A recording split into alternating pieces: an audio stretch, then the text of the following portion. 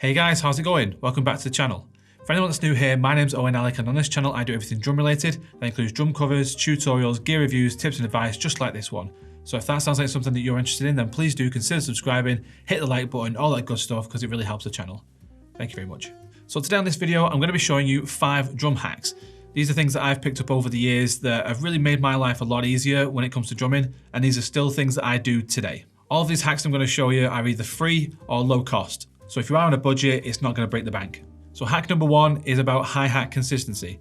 Now what I mean by that is when you're writing a song, either with your band or on your own, and you're just kind of jamming out some beats, you want what you've written to be consistent. So when you come to practice it at a later date, or if you're in the studio recording it, you can get it as close as you possibly can to the original.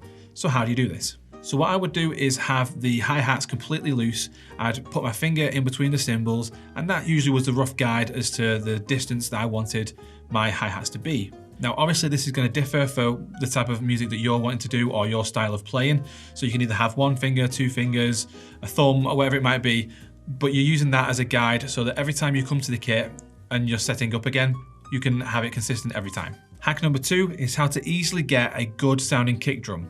Now, even if you're using stock heads or some really old heads, you'd be surprised just how good of a sound you can get by using dampening. So for a while I was using the Evans EQ pad, and I just had that sat in the bottom of my kick drum and it worked a treat. But then as my taste evolved and changed, I wanted something a little bit more dead. So what I've done is actually got a big pillow and I've put that in the bass drum as well. The key thing here is to make sure that the dampening is touching the batter and resonant head. If that becomes then a bit too dead for you, maybe just take it off the resonant head a little bit, or if that's too much, take it off the batter head.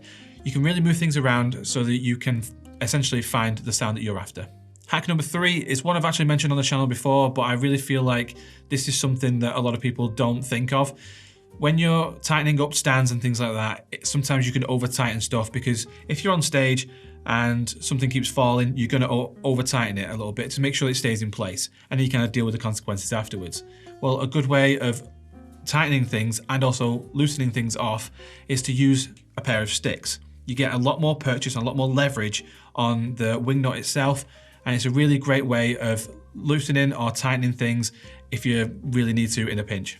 Of course, I don't recommend this if you've got brand new gear, because you really shouldn't be needing to do that. But if you've got some stands that are very old and you're not really too bothered about, maybe you're going to replace them in a short while, you can use this technique just as an emergency. So hack number 4 is for when you're trying to practice at a lower volume.